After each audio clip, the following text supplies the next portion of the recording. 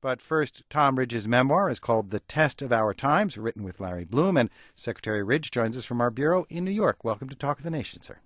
Neal, thank you for inviting me on Talk of the Nation. And I'd like to read you the lead of a story run by the AP a couple of days ago. Former Homeland Security Secretary Tom Ridge says pressure from fellow cabinet members to raise the nation's terror alert level just before the 2004 presidential election helped convince him it was time to quit working for President George W. Bush. Is that accurate? That just proves you shouldn't believe everything you read. It's not.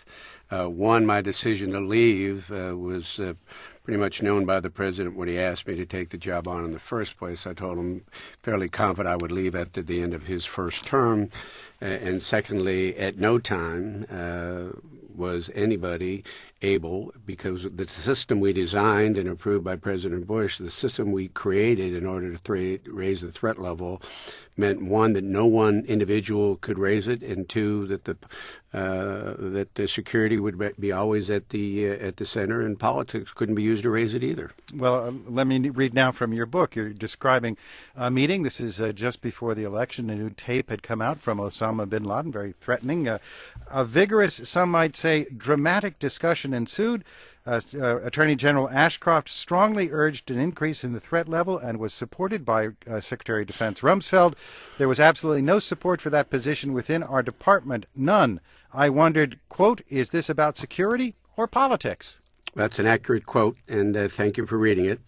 It is the only time in the book that I talk about the process that we used in order to make a decision to raise the threat level. It's the only discussion where I mention the parties, and there are other people obviously involved in that discussion because the Homeland Security Council comprised about two-thirds of the president's cabinet. During the course of that discussion, it was very similar to discussions we probably had at least, I think, probably 8 to 10 other times during my tenure as secretary.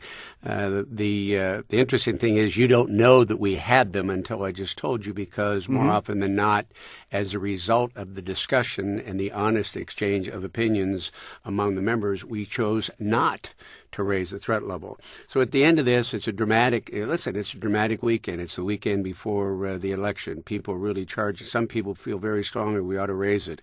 In the aftermath of what happened in Spain earlier that year when a terrorist event changed the outcome of the election, I'm using in this book, we don't think we ought to go up. So I say to myself in the book, is it politics? Is it security?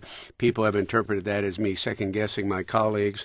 As I said before, we had this discussion 8 or 10 times, and nobody during the course of any of those discussions do I believe, one, you couldn't pressure anybody else because it was designed for people to vet their opinion, but no one felt anything other than to make an honest judgment, a tough call based on security, not politics. So the recommendations of Secretary Rumsfeld and Attorney General Ashcroft, you think, were based on their honest assessments and not based on politics? Correct. I mean, and again, the drama, when you think about it for a moment, I mean, you can define politics in a lot of different ways, but the drama, we are a couple of days out from a national election.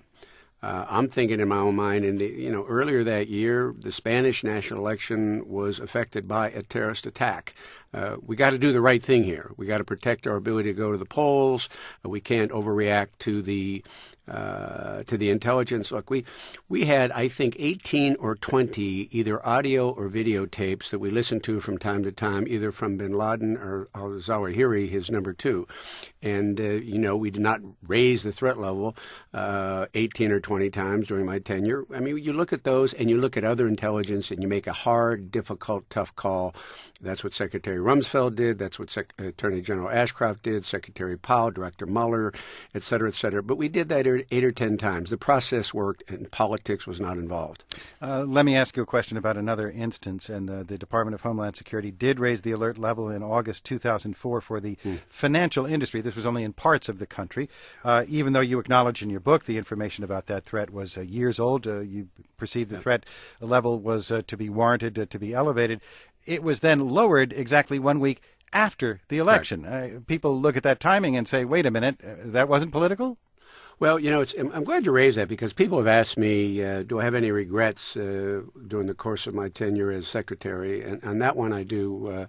Again, we had a similar discussion in August once the Pakistani intelligence service found a hard drive, and they had surveyed the New York Stock Exchange and a couple of corporate buildings here and in northern New Jersey and I think the World Bank down in D.C. Mm-hmm. And again, the same group got together. We all expressed our opinions, and there was a consensus. And Fran Townsend went in and said to the president, Mr. President, the consensus is we raise the threat level, but not nationally, just in these three communities. So we did. On my way out to hold the press conference, because I was assigned the responsibility of making that announcement, it was suggested that I laud the president's leadership in the effort to combat terrorism.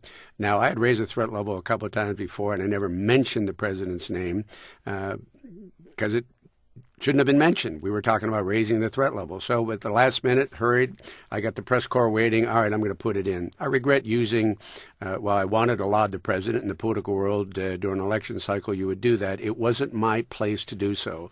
And in doing so, I created a sideshow that created an impression that truly didn't exist. We had made our decision about raising the threat level after the same kind of honest discussion, and no one was responsible for creating that problem other than yours truly. And just to get back to it one more time, was a decision to lower the threat level exactly 1 week after the election. That, right. That wasn't political either? Well, it wasn't an election. Remember, it's in August of, it's between that's when you raised it. You lowered it 1 week after the election. You took that threat alert off.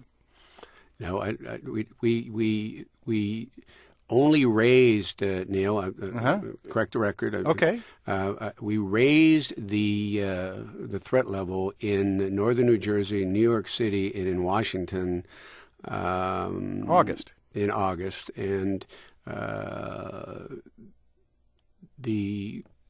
can't recall when we pulled it down at this time. I do believe we pulled it down much before the election, but I'm not 100% certain. We'll double check our facts on that. Yeah, that's all right. I mean, but it's a good point. But it wasn't after the election. We didn't raise it nationally. We raised it surgically, particularly around 5 buildings that were subject to a tape. By the way, when we called the CEOs and when I called Mayor Bloomberg and when I called Governor Pataki and a whole bunch of other people, they said it makes no difference that this surveillance tape might have been taken in 2001. There are buildings, there are communities, there are employees, and we take it seriously, as they should. Okay, let's get some listeners involved in the conversation. We do, by the way, have a copy of a press release issued by the Department of Homeland Security on November 10th, 2004. Today, the Department of Homeland Security announced that the U.S. government has lowered the threat level for the financial services sector in New York, northern New Jersey, and Washington, D.C. from high, or code orange, to elevated, or code yellow. So that, if memory serves, was just about a week after the election. Yeah, well, I mean, again, the discussions made. You can well imagine that we're up in August. Not too many the people in those communities know it. The rest of the country doesn't. And after the election, we came down. Nothing to be read into that other than that's a decision we made at the time. Period. By the way, I'll just leave it at that. My recollection is that.